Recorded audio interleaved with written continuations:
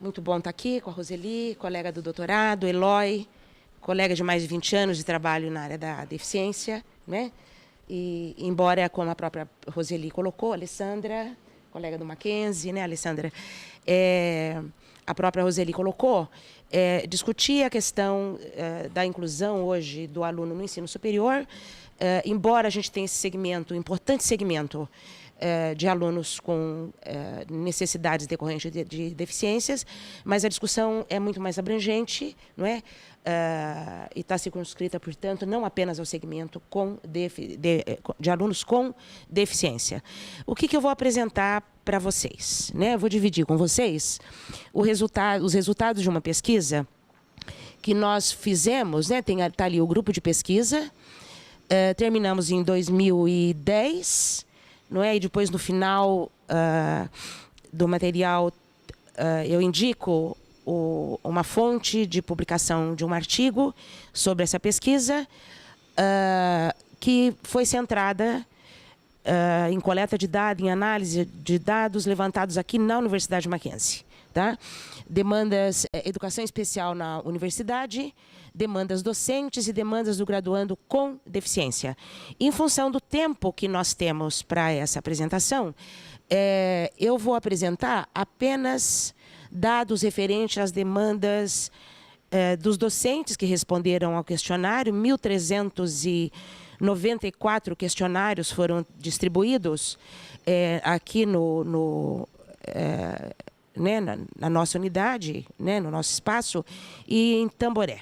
Né? Optamos por não coletar dados em Campinas, porque os cursos oferecidos no campus de Campinas eram os mesmos de São Paulo, né? E optamos por incluir Tamboré, porque Tamboré oferecia, à época, tanto a fisioterapia, tá certo, professora? Fisioterapia e educação física. Não é? Então, a ideia era a considerar o tipo de curso, né, o perfil do professor que trabalha nesses cursos e as possíveis demandas de alunos, a depender da deficiência, correlacionada com o curso em si de formação, que eventualmente poderíamos encontrar dados diferenciados. Então, a questão nossa não era mapear todos os professores da Universidade Mackenzie, independentemente do local, mas tentar ver um pouco pelo perfil do curso em si, da área de formação do professor e do perfil desse aluno, no caso, com deficiência, embora vão aparecer dados colocado pelo próprio professor no questionário, que não apenas do aluno com deficiência, porque o professor sabe hoje, né, que falar em inclusão não é só falar do aluno com deficiência, tá? E do grupo de pesquisa, nós temos aí a professora Eloy, não é, que integrou o grupo, ok? Alunos e outras colegas, alguns que já não... A professora Raquel, que teve uma importância fundamental, porque ela é estatística, não é, aqui da engenharia, e que possibilitou uma série de análises estatísticas que não serão apresentadas agora, ok? Então, a pesquisa foi feita, realizada, dentre os objetivos, né, pontuamos esses aí. Conhecer a realidade da Universidade Presbiteriana Mackenzie acerca da inclusão de graduandos e pós-graduandos com deficiência em seus diferentes cursos e programas. Então, tivemos dados de 27 cursos e 9 programas de pós-graduação, totalizando, portanto, 36 coordenações, não é? Para levantamento de dados, não só do corpo docente dessas unidades, mas também dos alunos, eventualmente, identificados pelas coordenações, como tendo um quadro de deficiência. Tá? Oferecer subsídios para a implementação de ações afirmativas e política institucional favorecedoras do aprimoramento das condições de permanência desse alunado, que me parece que a Unital está mais avançado em relação a nós, né? No sentido de buscar essas alternativas de uma forma mais sistemática, mais integrada. Iniciativas a gente sabe que há na universidade, mas elas estão dispersas, né? Esse é um dos dados que a gente coloca no relatório de pesquisa. É importante, como a gente vai concluir depois, não é, essa integração e elaborar uma proposta realmente de suporte, não só ao corpo docente, a todos os funcionários do corpo docente e aos alunos. Tá? E colocamos até em negrito ali, porque é isso que são esses dados que eu vou apresentar, identificar e analisar as demandas dos professores para a inclusão de alunos com deficiência. Podemos, professora? Como a síntese dos procedimentos metodológicos, e é síntese mesmo, né? Está ali o levantamento de dados nos dois campi, como eu já havia colocado, né? Participantes e procedimentos de coleta de dados. Foi feito um mapeamento dos alunos, mapeamento esse feito pelas coordenações dos 27 cursos e das novos programas de pós-graduação. E do total de 36 coordenações, só 14 nos enviaram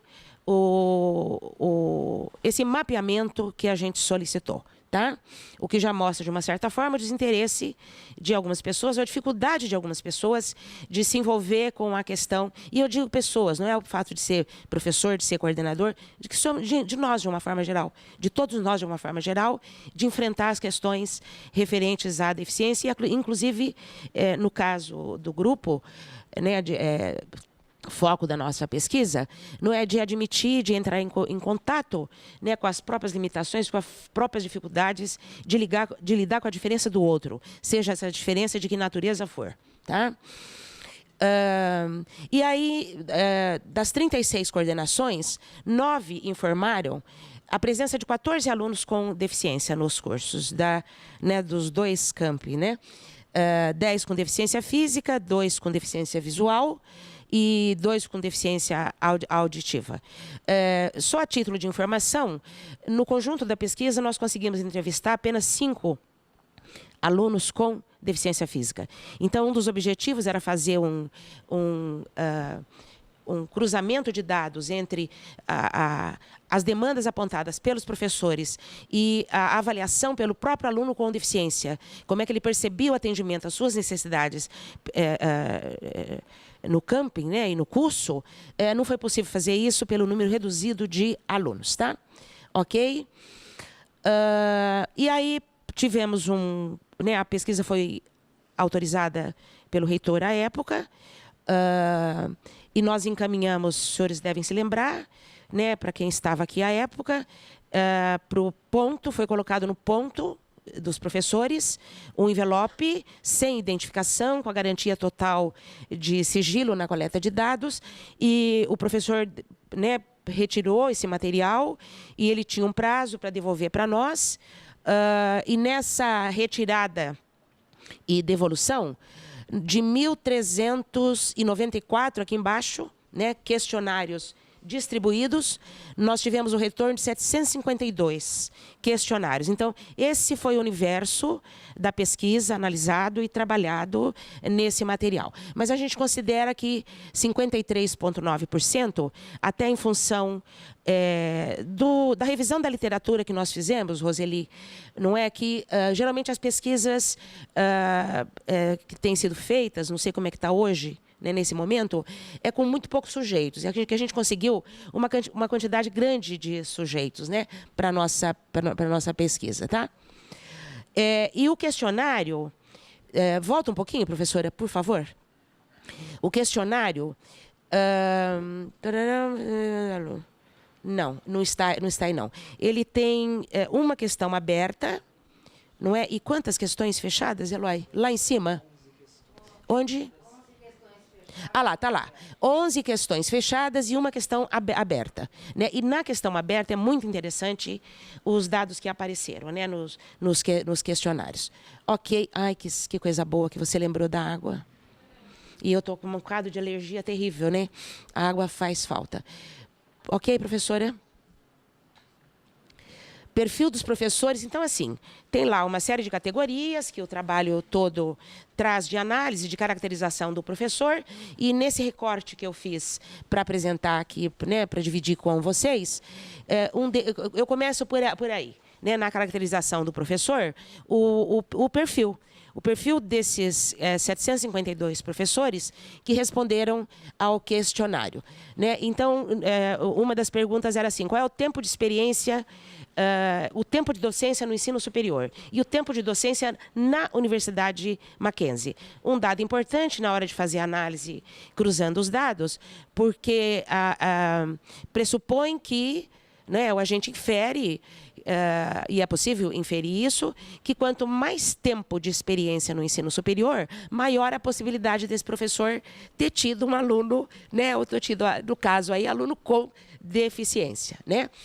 E aí é interessante, né, vocês olharem, né, um grupo jovem, né, olha, até 5 anos de experiência na Universidade Mackenzie, Universidade Alvo lá em Mackenzie, 200 alunos, e aí a gente salta para mais de 20 anos, 137 professores, e com experiência no ensino superior, 254 com mais de 20 anos de experiência no ensino superior. Ok, professora? Está expresso nesse gráfico aí, que você pode passar para nós, que eu quero parar em alguns gráficos.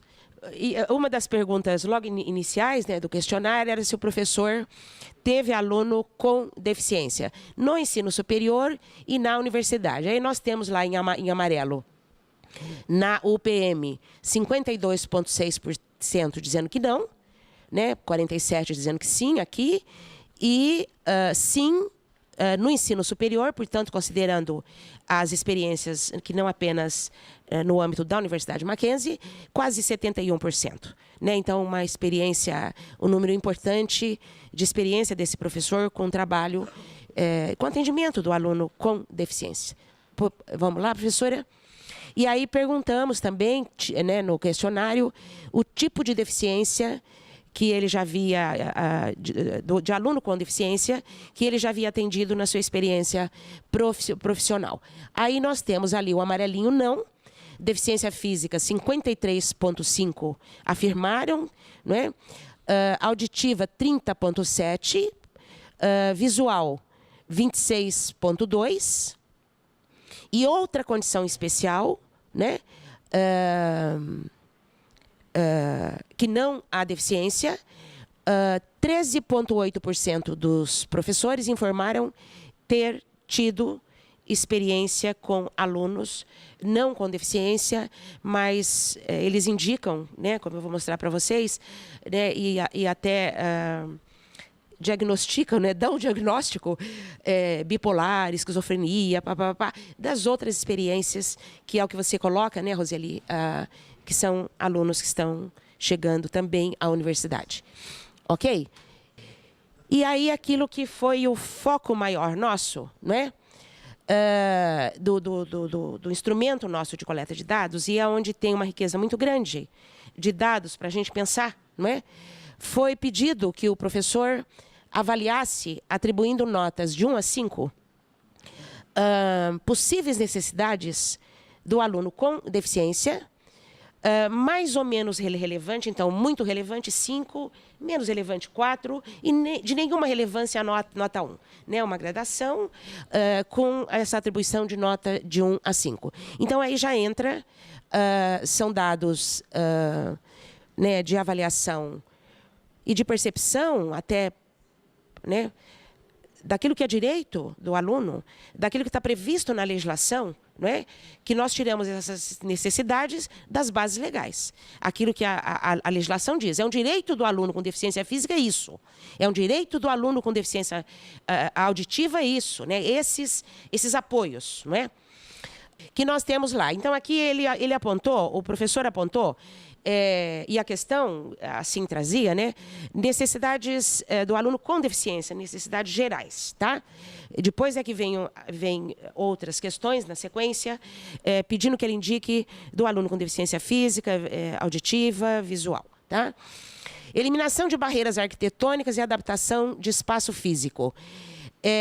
Um reconhecimento, né, dessa necessidade de 717 professores, 481 reconhecem como de relevância máxima essa necessidade de eliminação de barreiras arquitetônicas e adaptação. Adaptação de mobiliário e equipamento em sala de aula, também com um percentual bastante importante de 43,7% do total de 271, porque nem todos respondem, né? Adaptação didático-pedagógica dos processos de ensino e aprendizagem.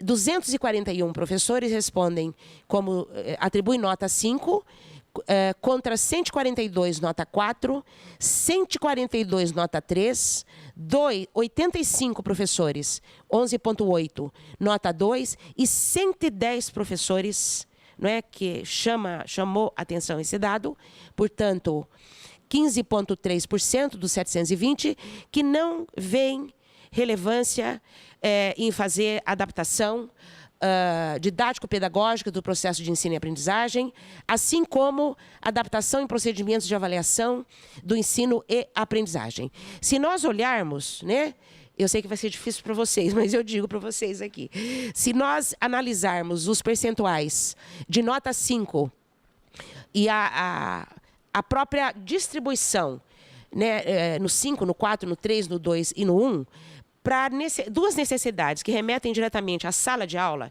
portanto, ao professor, ao trabalho nosso, elas são, essas duas necessidades, comparativamente às demais necessidades que dizem respeito a ações da instituição em si, né, tipo barreira arquitetônica, adaptação do mobiliário, equipamento, laboratório, biblioteca, para essas necessidades que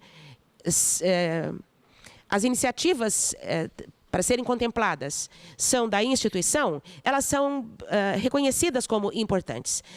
As necessidades que remetem mais diretamente à sala de aula, elas já são qualificadas de uma outra forma pelo professor. Então, esse é um dado importante para a gente pensar, né? Para nós, professores, pensarmos, tá? Vamos lá, por favor, o próximo. E aí, por tipo de deficiência. Então, aí, demandas também, perguntando para ele, são essenciais, né? É essencial, não é essencial? Cada uma dessas demandas, no caso do aluno com deficiência física. Então, nós temos aí 5 demandas e também é um dado bastante interessante. Acesso aos espaços de uso coletivo por meio da eliminação de barreiras arquitetônicas. 663 dos 737 professores avaliam essa demanda como sendo essencial. Reserva de vagas em estacionamento nas proximidades da universidade, que a legislação prevê. É um direito do aluno com deficiência física de ter essas reservas garantidas nas proximidades, no caso, né, da universidade. 410 diz que sim, é essencial, contra 327 que dizem não ser essencial. Construção de rampas com corrimão e colocação de elevadores para facilitar a circulação de cadeira de rodas. Um reconhecimento por parte do professor. Um reconhecimento por parte do professor né, excelente, de 87%, da importância da construção de rampas, né, e de colocação de corrimão para a pessoa poder transitar e ter acesso aos espaços no interior da universidade. Adaptação de portas e banheiros, de forma a permitir o acesso de cadeiras, de rodas, e colocação de barra de apoio nas paredes. Ótimo, 586 diz, né, quase 80%, que isso é essencial, contra 150 professores, portanto 20,4%, que diz que isso não é essencial, né? Então não pode frequentar a universidade, né? Então o direito de frequentar a universidade fica negado, né? Quer aquele que nega as adaptações, embora sejam poucos, mas eu acho que a questão aí não é o ser pouco ou não ser muito, é não reconhecer, né? E instalação de lavabos, bebedouros e telefones públicos em alturas acessíveis aos usuários de cadeiras de rodas. E aí, olhem só, de 737 professores, nós, né, minha gente, 225, portanto, 30,5%, diz que isso não é essencial, né? Essa demanda não é essencial. Contra 500 e pouco, quase 70%, que diz ser essencial, tá? Claro que isso foi tudo analisado, à luz de um referencial teórico, né, o relatório final, né, ele é bem amplo, aqui a gente está fazendo um recorte. E aí, a demonstração, né, em gráfico do que eu acabei de dizer. Professora, pode passar, por favor? Você tem isso no curso? Senhor? Você tem isso com faculdades ou isso aí é geral? É geral. É geral. Tá? Aí ficou bom, hein? O tamanho agora, hein? Aí é o aluno com deficiência auditiva ou surdo, tá? Intérprete de Libras de sinais. É essencial? 66,4 diz que sim, contra 33,6 que diz que não é essencial para o aluno com deficiência auditiva ou surda, ou surdez, ter intérprete de língua de sinais ao longo do curso. Intérprete de língua de sinais, em especial quando da realização de provas ou da sua revisão. 380 professores, portanto, 51,7 diz que essa demanda não é essencial. Contra, né, um número importante, mas menor, 48,3, de que reconhece como sendo uma demanda importante e essencial para o aluno com deficiência auditiva ou surdez. Complementação da avaliação da aprendizagem do aluno por meio de intérprete de Libras de sinais, em especial se a avaliação for expressa em texto escrito. 413 responderam que não é essencial. Claro que também nós temos que pensar o seguinte, né? Não dá também só para ficar... tem muito a ver com as experiências que o professor teve. De repente, as respostas, embora não dá para a gente inferir que seja só isso, e aí pelo conjunto dos dados, não é, mas a tendência do professor de avaliar como sendo essencial ou não sendo essencial, essas diferentes demandas podem ter uma relação direta com aquilo que ele vivenciou eventualmente. E como você mesma disse, né, Roseli, cada caso é um caso. Não dá para a gente falar genericamente, né? Como categoria, sim. Mas no atendimento do sujeito, cada caso é um caso, cada necessidade se manifesta nas singularidades do sujeito e da necessidade em si. Tá? Professor, alguns dados de caracterização dos professores, né? Eles foram feitos no relatório da pesquisa por unidade, ok? Né? Então, CCBS, CCH, pela unidade, não identificando os cursos propriamente dito. Mas esse é um dado importante para aprofundar, né? É um dado importante, né? Aí nós temos lá, flexibilidade na correção das provas escritas, valorizando o conteúdo semântico. 444 dizem não ser essencial. 60 quase 60,5, né? Contra 291 professores, 39,6, que diz isto ser essencial. Informações ao professor por meio de materiais específicos sobre a especificidade linguística dos surdos. 448 professores apontam que isso é importante, isso é essencial, contra 39% que diz não ser essencial. Eu acredito, né, é possível inferir, até em função de outros dados mais adiante, que nós temos professor que diz assim, a universidade não precisa fazer mais nada. A universidade já faz tudo. O aluno é que tem que se adaptar. O aluno é que tem. Tem que ter médico aqui dentro, tem que ter enfermeiro aqui dentro para avaliar, tem que mandar para a área jurídica para verificar quais são os direitos, quais não são. Quer dizer, um desconhecimento muito grande. E tem que ganhar mais, como nós vamos verificar, né? O professor que tem aluno com deficiência. Ok.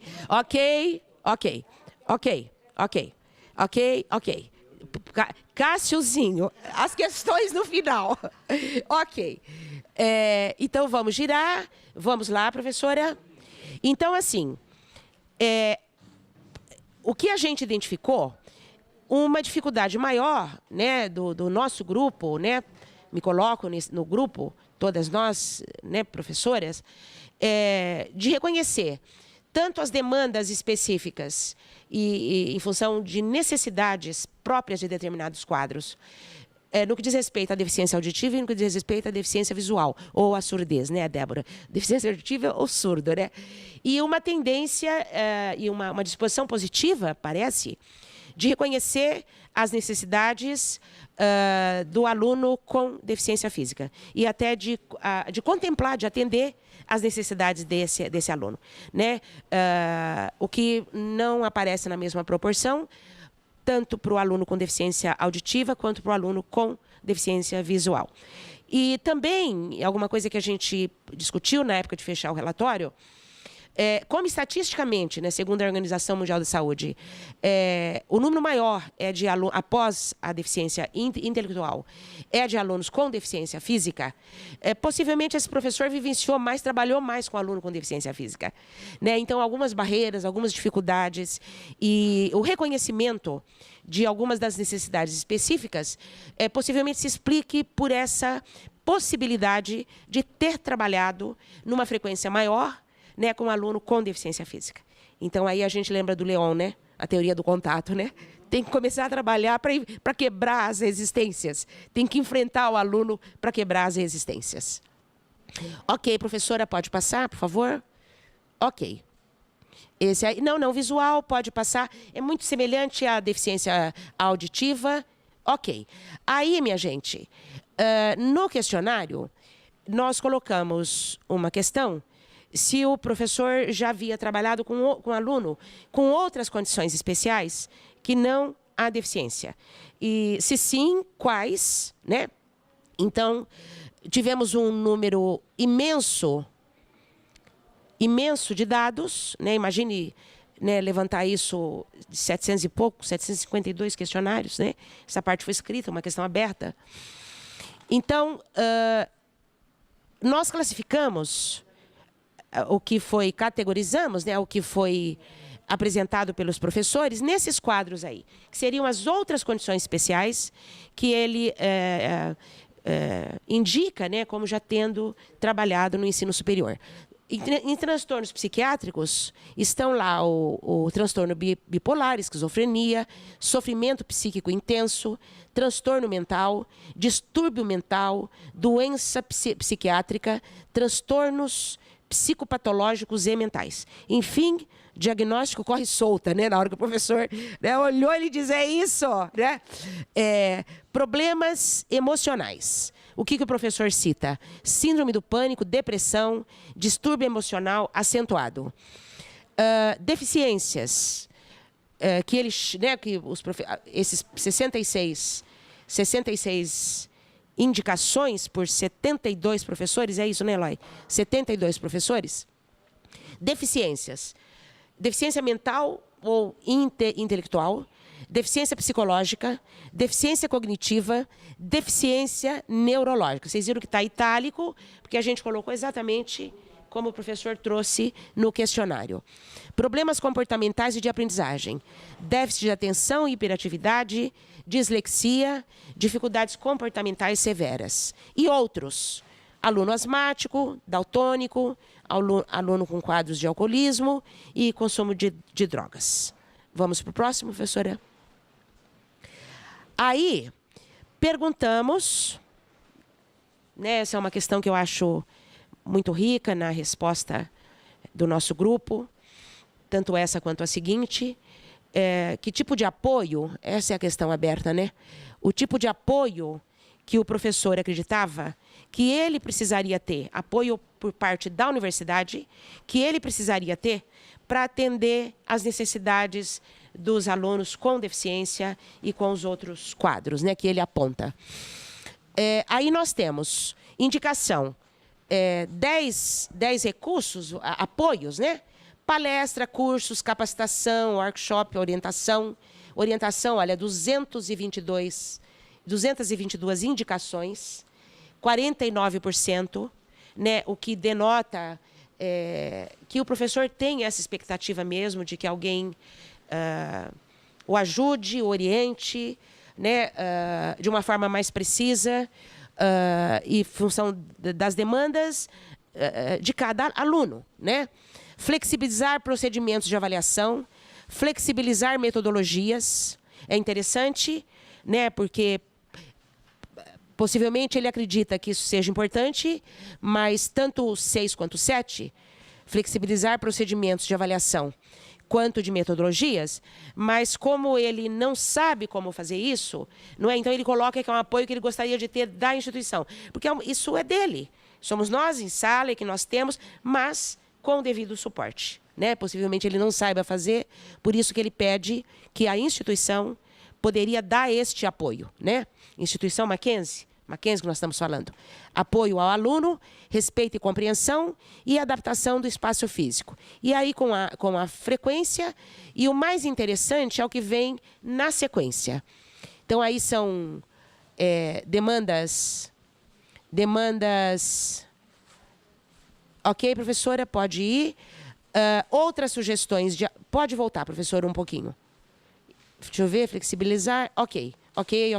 O próximo, por favor. E aí, nós perguntamos para ele o que tipo, numa outra questão, o apoio a você de uma forma específica, mas, porque ele foi muito genérico e alguns deles especificaram. E o apoio ao aluno, né? Aí é uma questão que eu acho que é bastante interessante. Porque alguns dos professores que indicaram cursos, você pode jogar um pouquinho para a esquerda, professora? Sou exigente, né? Você viu? Ok. Então, os professores que indicaram o apoio, né, cursos como apoio, ele diz que gostaria, que, né, a universidade poderia oferecer curso de Libras, de Braille, didática especializada, formação específica para cada tipo de deficiência, especificidade linguística do aluno surdo, capacitação. E aí está lá. Para funcionários e professores, educação inclusiva, mudança social, conduta com alunos surdos, conscientização, informação sobre as especificidades das deficiências mais frequentes, e sobre suas possibilidades e limites, e como tratar o deficiente. E aí eu chamo a atenção para o item 3, que o professor sugere como apoio específico para ele, professor, criação de um núcleo interdisciplinar, multidisciplinar, assessoria especializada e permanente aos professores, fórum permanente de educação inclusiva, combate ao preconceito e ao medo, campanhas educativas sobre inclusão. E aí vem o 4, que é interessante, que o Cássio vai discutir depois, né, Cássio? Horários especiais para atendimento aos alunos e para as provas. Horário remunerado para reuniões entre os docentes. Informação prévia da presença de alunos com deficiência para planejamento de procedimentos adequados, que vocês fazem isso lá, né, Roseli? Redução do número de alunos em sala de aula, né, que tem aluno com deficiência. Remuneração extra para dedicação ao aluno. Salário diferenciado. Cássio, não vamos discutir isso hoje, Cássio. Suporte material, e aí o professor, inclusive, sugere orientação via internet, né, e fala do material didático, né, mais específico e tal. E aí, para o aluno, orientações, apoios específicos para o aluno. Ações de apoio ao aluno. Que o aluno seja acompanhado por especialistas. E aí ele descreve, né, acompanhado no processo de ensino-aprendizagem, ter atendimento psicológico, atendimento pedagógico, atendimento psicopedagógico. Salas especiais na biblioteca para pesquisa pelo aluno com deficiência. Intérprete para TCC, iniciação científica. Possivelmente ele esteja, sim, claro, ao aluno com surdo, né, que use Libras, né?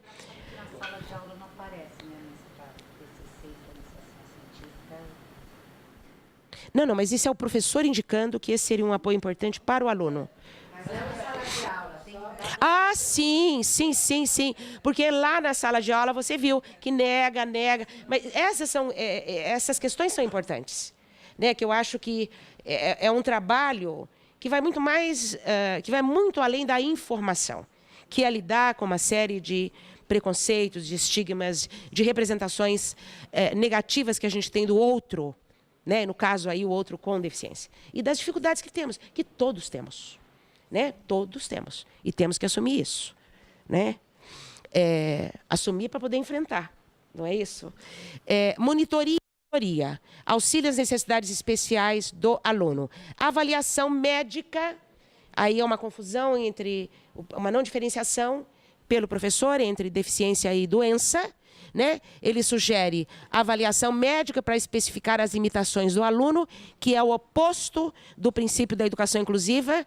Não é isso, professora? Professoras? não é? Que é tudo que é negar a educação inclusiva, ter essa expectativa, mas o professor precisa saber disso.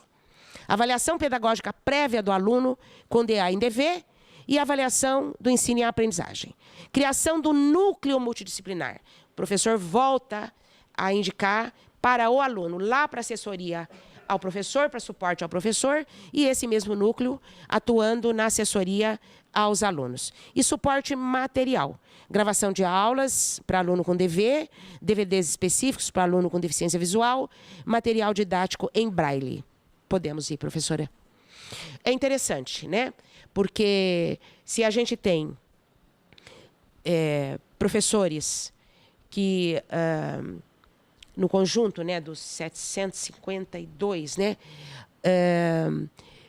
que indicam ações que são importantes, tanto no que diz respeito ao suporte ao próprio professor, mas ao aluno também, há professores que negam qualquer outro suporte. E aí está lá, né, estão aí algumas falas que a gente recortou de alguns questionários. A UPM já oferece quase todo tipo de apoio. Não acredito que os professores devam receber preparação específica para receber esses alunos. Nenhum apoio, pois o aluno é que deve se adaptar ao universo comum ou recorrer a instituições especializadas. Pesado, né? Oi? Fascismo? Não, é desconhecimento mesmo. É falta de informação, né? Deve partir do próprio aluno ou do seu representante legal ou do seu procurador. E professores que sugeriram plantão de enfermeiros de primeiros socorros, não é? Então, o que é a deficiência e o que é a doença? Isso aí é falta de informação. É falta de informação. Mais sério do que falta de informação, certo? Isso aí é postura. É uma série de coisas, professor. Mas o desconhecimento, a gente sabe que é um fator que atrapalha. Claro que não é só isso. Nós temos aí uma representação da deficiência, uma dificuldade, o senhor viu lá na deficiência física, né? Que o direito de ir e vir, de frequentar a universidade é legado por grande parte dos professores. Porque se não vai ter porta adaptada, banheiro adaptada, corrimão. Quer dizer, como é que esse aluno se movimenta dentro da universidade? Não movimenta. Para esse professor não deveria nem ter chegado aqui. Né? Isso que a gente infere, né? Plantão de enfermeiros e de primeiros socorros, flexibilidade maior em relação às faltas dos alunos, passar a mão na cabeça, né, e buscar em casa, não é nada disso, que é trabalhar com a diferença. Suporte jurídico com relação ao tipo de formação possível e permitida ao aluno deficiente em caso de ampla limitação. Tá? E aí, professora, vamos lá? A título de concluir, mas sem concluir, né? Projetar uma universidade inclusive envolve, além de mudanças físicas e administrativas, o enfrentamento por todos de barreiras atitudinais e o reconhecimento da existência das diferenças. Esse é um grande problema, né? Sabemos ser esse um processo complexo e gradativo, porém é o caminho possível para reduzir o hiato entre o discurso teórico, as práticas e os dispositivos legais, que temos todos. Está tudo garantido na lei, está tudo assegurado na lei, mas o distanciamento é imenso, né? E para qualquer nível de ensino. A pesquisa parece ser significativa por ter contado com um número que a gente entende expressivo de professores em função daquilo que a gente levantou na revisão da literatura. Tá? Ok, entrevistamos 5 alunos com deficiência física, só perdemos o sujeito no meio do caminho, mas aí não vem ao caso. E o relatório completo tem as entrevistas dos alunos com deficiência física, os 5, né? E a colocação, a leitura que eles fazem, né, desse universo da universidade e as necessidades deles. Pois não, professora? Acredita-se que os resultados da pesquisa poderão servir de alicerce para o delineamento de uma proposta de implementação de serviço de apoio ao graduando com deficiência e de suporte ao corpo docente da UPM. Acho que o professor diz muito bem aquilo que ele espera, não é? Os resultados encontrados relativos às demandas dos docentes participantes, apontam para a necessidade de se instituir um serviço de apoio à comunidade mackenzista, né? De sistematizar. E me parece que isso está para acontecer de uma forma sistemática, né? Pelo que foi dito para nós na reunião de congregação, né? Os colegas que estavam lá, acho que se lembram disso, né? Ok? E aí nós temos o artigo que foi publicado na Revista Brasileira de Estudos Pedagógicos, né, Brasília, que os dados estão mais completos no que diz respeito à demanda dos professores. Obrigada.